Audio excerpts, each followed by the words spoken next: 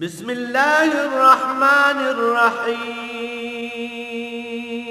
الرحمن علم القرآن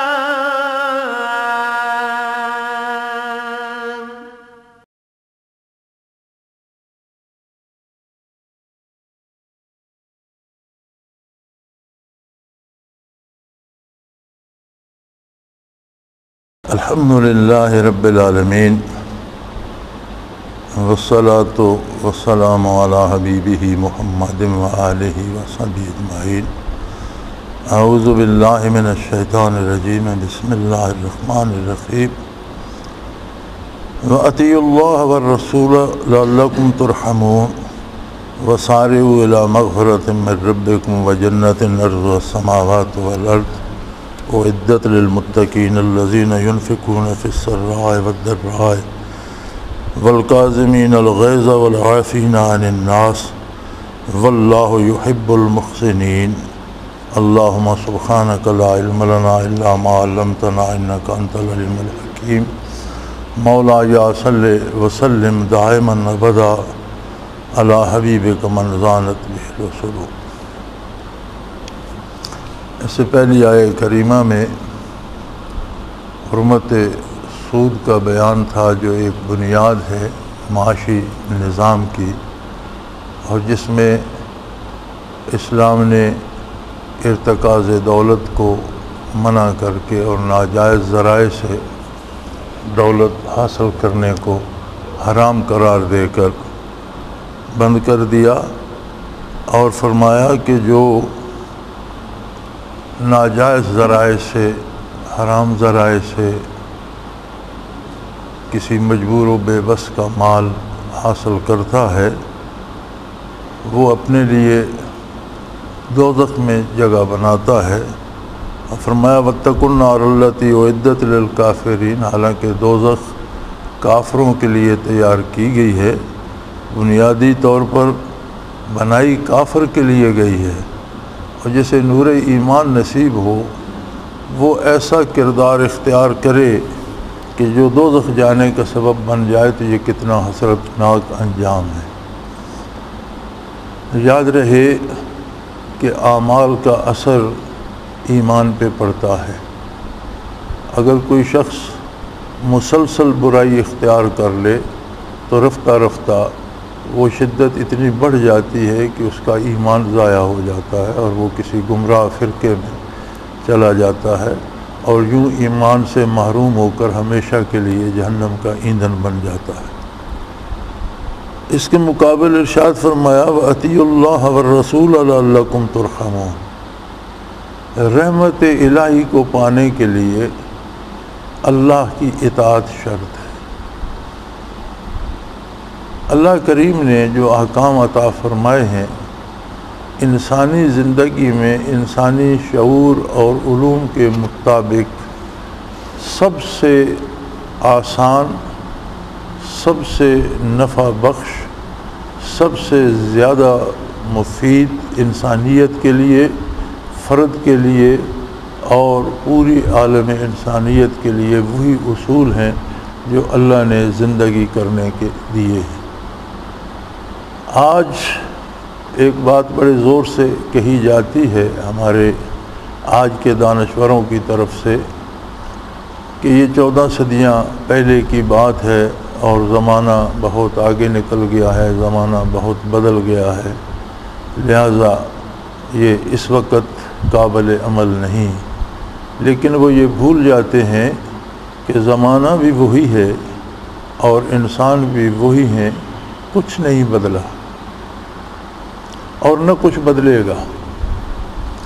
تبدیلی اگر آئی ہے تو ان وسائل میں آئی ہے جو ضرورت پوری کرنے کے لیے اختیار کیے جاتے ہیں۔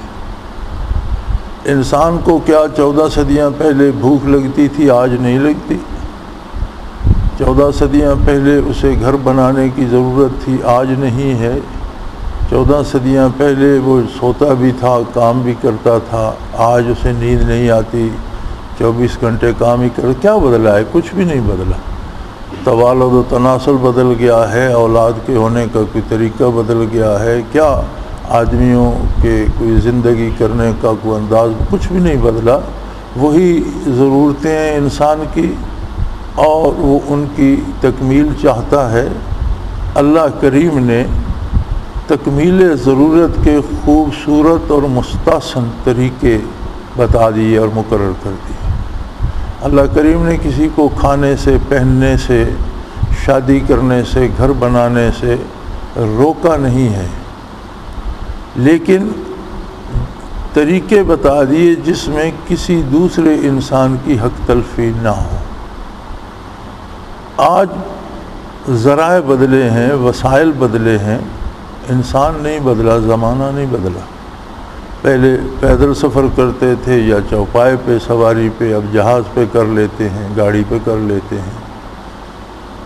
پہلے گھر میں سوت کاٹ کر کپڑا بنا لیتے تھے، اب کارخانوں سے بنا ہوا آ جاتا ہے، لیکن کپڑے کی ضرورت تو اپنی جگہ موجود ہے، کھانے کی، سفر کی ضرورت اپنی جگہ موجود ہے۔ سفر کے اسباب آج بھی وہی ہیں جو ہزاروں سال پہلے تھے۔ حصول رزق کی تلاش میں کوئی جاتا ہے، کوئی ملازمت یا کسی کاروبار یا کسی علاج معالجے کے لیے، وہی ضرورتیں ہیں انسانی اور وہی سفر ہیں، وہی بیماریاں ہیں اور ان کا علاج ہے۔ طریقے علاج بدل گیا کہ جڑی بوٹیاں پیس کر پھانک لیتے تھے، اب وہ بنا بنایا کیپسول آ جاتا ہے یا انجیکشن لگا لیتے ہیں۔ تو ذرائع بدلنے سے مقاصد تبدیل نہیں ہوتے، مقاصد اپنی جگہ رہتے ہیں، ذرائع پر کوئی پابندی بھی نہیں ہے۔ ضروری نہیں ہے کہ آج بندہ پیدل حج پر جائے، اور یہ کوئی نیکی بھی نہیں ہے، وقت کا ضیاع ہے۔ اور اگر کسی کے پاس وسائل نہیں ہے سفر کے، اس پر حج فرض ہی نہیں ہے، اسے پیدل جانے کی کیا ضرورت ہے۔ اسی طرح آج بھی اگر کوئی رحمت الہی کا خواہاں ہے، اگر کوئی زندگی بآبرو جینا چاہتا ہے، اگر کوئی دنیا میں پرسکون رہنا چاہتا ہے، اگر کوئی دنیا میں امن کا خواہش مند ہے، تو اسے آج بھی اللہ کی اطاعت کرنا ہوگی۔ اللہ کی اطاعت کیا ہے، کہاں سے اس کی خبر ملے گی، کس طرح پتہ چلے گا کہ اللہ کریم کس بات پہ راضی ہے، کس بات پہ ناراض ہے؟ فرمایا اطیع اللہ والرسول، رسول کی اطاعت اللہ کی اطاعت ہے۔ اللہ کا رسول صلی اللہ علیہ وآلہ وسلم سمبل ہے، نمونہ ہے اللہ کی اطاعت کا۔ وہ جو کہتا ہے، جو کرتا ہے، وہ اللہ کے حکم کے مطابق ارشاد فرماتا ہے، اللہ کے حکم کے مطابق کرتا ہے۔ لہٰذا رسول اللہ صلی اللہ علیہ وآلہ وسلم کی پیروی آج بھی انسانی زندگی کی کامیابی کی ضمانت ہے، اور جتنا کوئی اس راہ سے باہر نکلے گا، اتنا اپنے آپ کو اللہ کی رحمت سے دور کر لے گا، کیونکہ لعلکم ترحمون، تاکہ اللہ تم پر رحم فرمائے۔ اب جتنا کوئی اطاعت پیغمبر صلی اللہ علیہ وسلم سے باہر جائے گا، اتنا اپنے آپ کو رحمت الہی سے دور کرے گا۔ علم کی اطاعت سے باہر جائے گا، اتنا ہی وہ خود کو رحمت الہی سے دور کر لے گا۔ رحمت الہی سے دوری کا معنی یہ ہے کہ وہ عذاب الہی میں گرفتار ہو جائے گا۔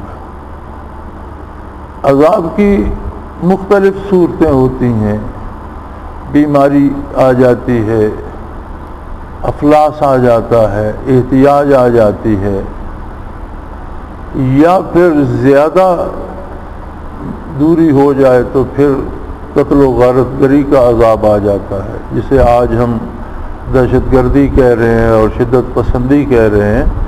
تو اس کا یہ مطلب نہیں ہے کہ جو قرآن و حدیث کی تعلیم دے رہے ہیں ان کی وجہ سے دہشت گردی پھیل رہی ہے، بلکہ دہشت گردی پھیلانے کا سبب وہ لوگ ہیں جو قرآن و حدیث سے دور ہیں، جو قرآن و حدیث کو جاننے سے بھی معذور ہیں، جانتے بھی نہیں، عمل کیا کریں گے؟ تو جو لوگ جنہیں اللہ توفیق دیتا ہے کم از کم قرآن و حدیث کو جانتے ہیں، تو عمل کرنے کی بھی توفیق جاننے کے بعد ہوتی ہے۔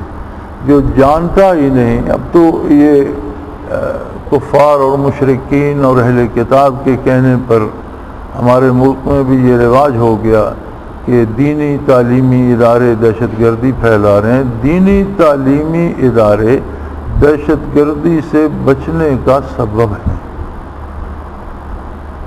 اگر یہ بھی نہ ہوتے، یہ جو رات دن قال اللہ و قال الرسول پڑھا جاتا ہے، اگر یہ بھی نہ ہوتا تو نہ جانے ہمارا کیا حشر ہوتا، اور جہاں یہ نہیں ہوتا وہاں کا حشر ہمارے سامنے ہے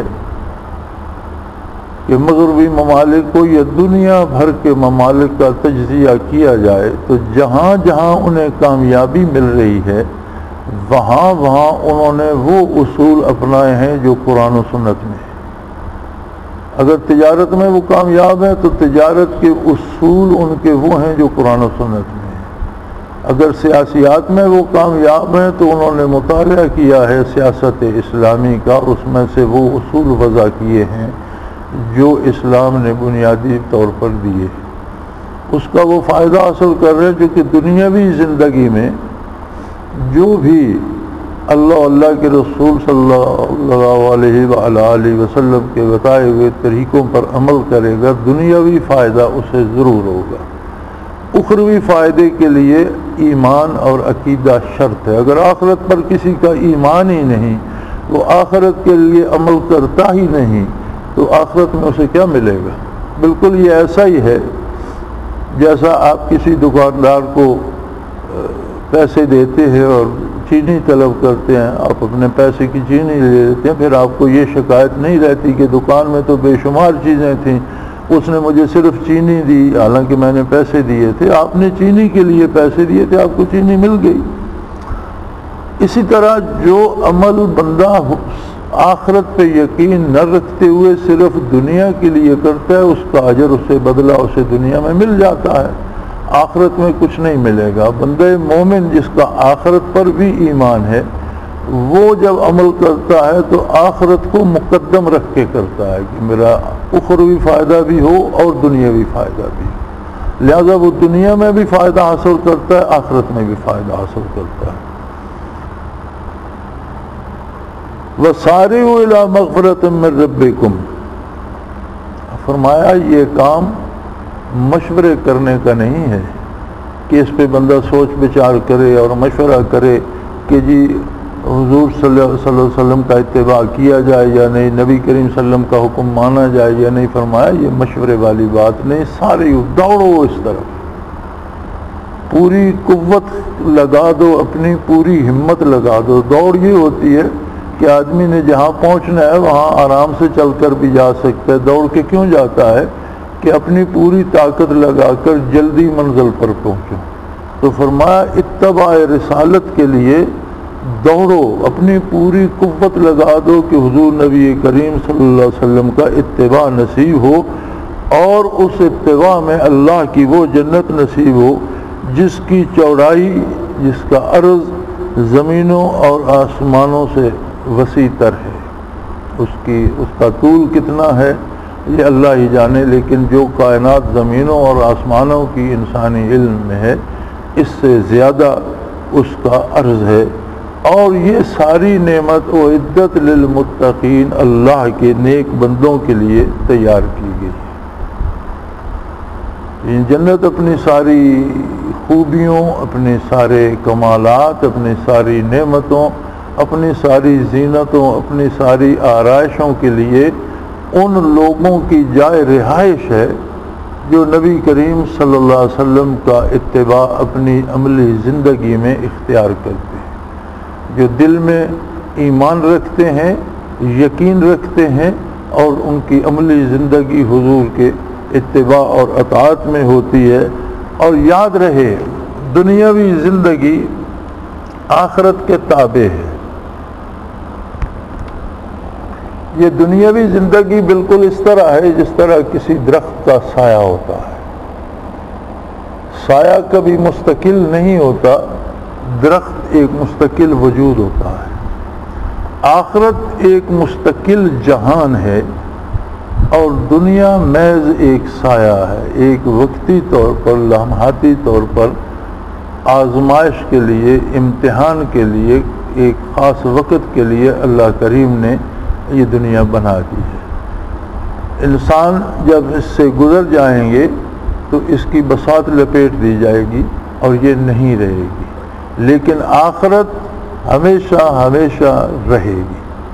اب ایک چیز ہمیشہ رہنے والی ہے، ایک وقتی اور لمحاتی ہے، تو یہ اس سے متاثر ہوتی ہے۔ اگر کسی کی آخرت سدھرتی ہے تو اس کی دنیا کی اصلاح اور دنیا میں آرام و آسائش اور سکون اسے بنیادی طور پر نصیب ہوتا ہے، لیکن اگر کسی کی آخرت برباد ہوتی ہے تو اس کی دنیاوی زندگی یقیناً بے سکون اور مصیبتوں سے بھر جاتی ہے۔ الابریز میں ایک واقعہ آخر میں آتا ہے، تو مصنف وہ واقعہ تعریر کرتے ہیں، غالباً جہاں تک مجھے یاد پڑتا ہے کتاب کے بالکل آخر میں آتا ہے، بہت بڑی زیغم کتاب ہے۔ تو وہ فرماتے ہیں کہ ہمارے صوبے کا گورنر بڑا ظالم تھا اور بادشاہ نے اسے گورنری سے ہٹا دیا۔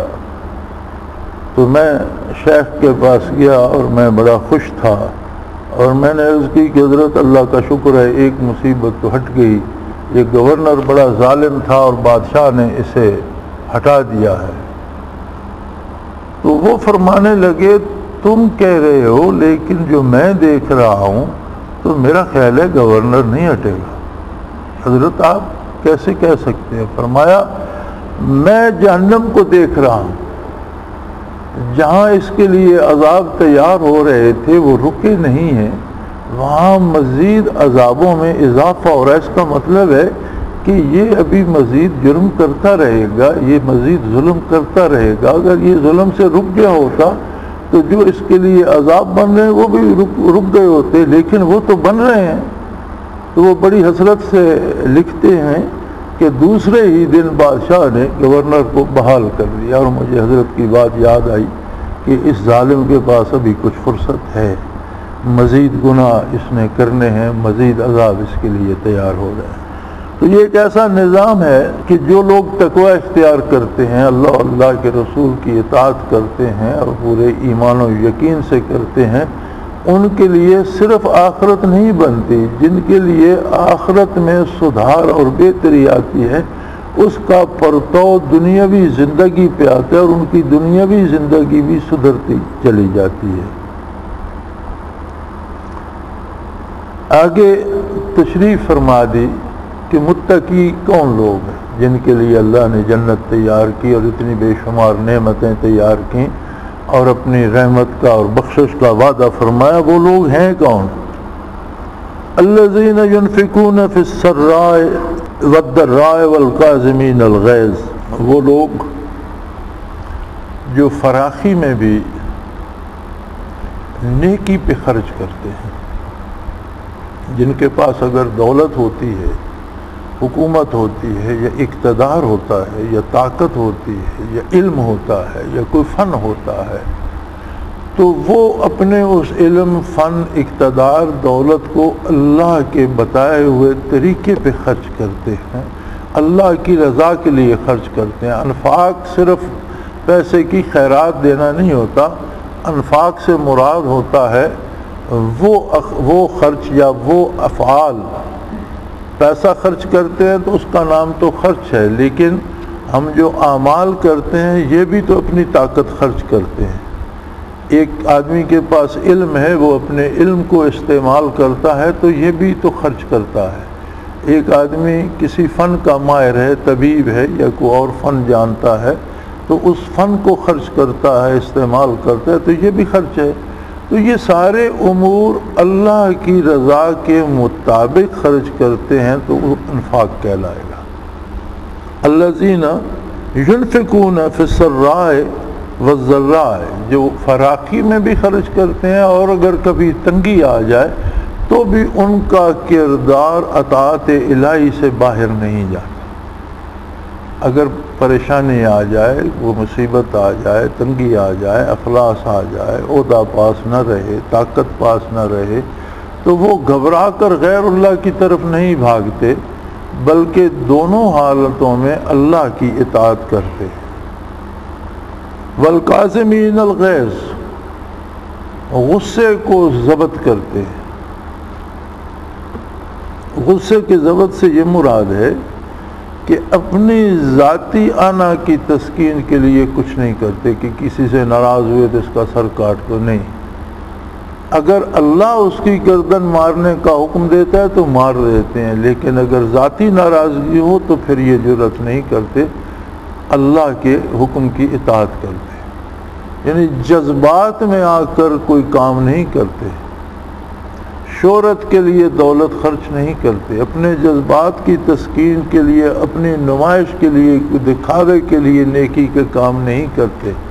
کاظمین الغیظ، چونکہ غضب جو ہے یہ انسانی اوصاف میں بہت ہی طاقتور ایک صفت ہے، جس میں انسان عقلی طور پر، ذہنی طور پر مفلوج ہو جاتا ہے۔ دو قوتیں، قوت غضبیہ اور قوت شہوانیہ، یہ ایسی ہیں کہ انسان کو بے بس کر دیتی ہیں۔ وہ فرمایا کہ جو اللہ پہ ایمان لاتا ہے وہ ان قوتوں پہ غالب آ جاتا ہے، وہ ان سے مغلوب ہو کر کام نہیں کرتا، بلکہ اللہ کی رضا کو سامنے رکھ کر کام کرتا ہے۔ والعافین عن الناس، اور اللہ کی مخلوق سے درگزر کرتا ہے، ان کی بہتری چاہتا ہے، ہر وقت انہیں سزا دینے یا ایذا دینے کے در پہ نہیں رہتا، بلکہ اللہ کی مخلوق کے لیے آسانیاں چاہتا ہے، بہتری چاہتا ہے، بھلا چاہتا ہے، دوسروں کا فائدہ کرتا ہے۔ واللہ یحب المحسنین، اور یقیناً اللہ ان لوگوں سے پیار کرتا ہے جو خلوص دل سے اس کی اطاعت کرتے۔ محسنین، محسنین کون لوگ ہیں؟ جبریل امین، حدیث جبریل میں یہ سوال جبریل امین نے نبی علیہ الصلوۃ والسلام کے پیش کیا کہ یا رسول اللہ مل احسان ہو، یا رسول اللہ صلی اللہ علیہ وسلم، احسان کیا ہے؟ آپ صلی اللہ علیہ وسلم نے فرمایا ان تعبد اللہ کأنک تراہ، احسان یہ ہے کہ تو اللہ کی اطاعت اس طرح کرے گویا تو اللہ کو روبرو دیکھ رہا۔ فَإِن لَمْ تَكُنْ تَرَاهُ فَإِنَّهُ يَرَاكَ، او کما قال رسول اللہ صلی اللہ علیہ وسلم، اگر تجھ میں یہ ہمت نہیں ہے، تیرے دل میں اتنی صفا نہیں ہے، تیرے دل میں اتنی نورانیت نہیں ہے کہ تو یہ جان سکے کہ اللہ میرے روبرو ہے، تو یہ یقین کم از کم ہونا چاہیے کہ اللہ مجھے دیکھ رہا ہے۔ میں اللہ کو نہیں دیکھ رہا تو اللہ مجھے دیکھ رہا ہے، اور یہ ہر کام میں مطلوب ہے، یعنی کوئی بھی کام ذاتی شہرت، ذاتی خواہش اور وقتی فائدے کے لیے نہیں، بنیادی طور پر اللہ کی رضا کے لیے، کہ بندہ جو کام بھی کرتا ہے وہ اللہ کے روبرو کرتا ہے۔ نبی کریم صلی اللہ علیہ وسلم نے فرمایا کہ بندہ جب بدکاری کرتا ہے تو اس سے ایمان نکل جاتا ہے، اور جب وہ فارغ ہوتا ہے تو ایمان لوٹ آتا ہے۔ بڑی عجیب بات ہے کہ ایک گناہ کرنے سے ایمان نکل گیا اور گناہ سے فارغ ہوا تو پھر ایمان آ گیا۔ تو علماء حدیث اور محدثین کرام جب اس کی تفصیل بتاتے ہیں تو فرماتے ہیں کہ آدمی بدکاری میں جب مصروف ہوتا ہے تو اسے یہ خیال نہیں رہتا کہ اللہ کریم دیکھ رہا ہے۔ اگر یہ احساس ہو تو اللہ کے روبرو، ایک کسی تیسرے بندے کے سامنے بدکاری نہیں کر سکتا تو اللہ کے روبرو کیسے کر سکتا ہے؟ تو یہ احساس رخصت ہو جانا گویا ایمان کا چلا جانا ہے۔ اور گناہ کے بعد جب احساس گناہ ہوتا ہے اور ندامت ہوتی ہے کہ میں نے غلط کیا، تو وہ ندامت گویا ایمان کے واپس آنے سے ہوتی ہے۔ تو اسی طرح یہاں یہ فرمایا گیا کہ وہ اللہ کی راہ میں خرچ کرتے ہیں اپنا سرمایہ، اپنی قوتیں، اپنا علم، اپنا ہنر، اپنے کمالات، خواہ فراخی ہو یا تنگی ہو، اور اپنے جذبات میں آ کر کسی کا کچھ نہیں بگاڑتے، والقاظمین الغیظ، اپنے جذبات کو قابو میں رکھتے ہیں، اپنی ذاتی پسند و ناپسند پر کسی کا بھلا برا نہیں چاہتے، اللہ کی رضا کے لیے کرتے ہیں، والعافین عن الناس، اور لوگوں سے درگزر سے کام لیتے ہیں، اللہ کی مخلوق کی بہتری چاہتے ہیں، اگر کسی سے کوئی چھوٹی موٹی لغزش بھی ہو جائے تو درگزر کرتے ہیں اور برداشت کرتے ہیں، واللہ یحب المحسنین، اللہ احسان کرنے والوں سے محبت کرتا ہے، پیار کرتا ہے، اور محسنین وہی لوگ ہیں جو پیچھے اعمال بتائے گئے کہ وہ خلوص دل سے اللہ کی عظمت پہ یقین رکھتے ہوئے، اللہ کو حاضر و ناظر جانتے ہوئے، اللہ کو اپنے پاس، اپنے قریب، اپنے ساتھ سمجھتے ہوئے، اپنی جان سے اپنے قریب تر سمجھتے ہوئے اس کی رضا کے لیے جو محنت کرتے ہیں وہ محسنین ہیں اور اللہ کے محبوب لوگ ہیں۔ وآخر دعوانا ان الحمدللہ رب العالمین۔ اللہ اللہ اللہ اللہ اللہ اللہ اللہ اللہ۔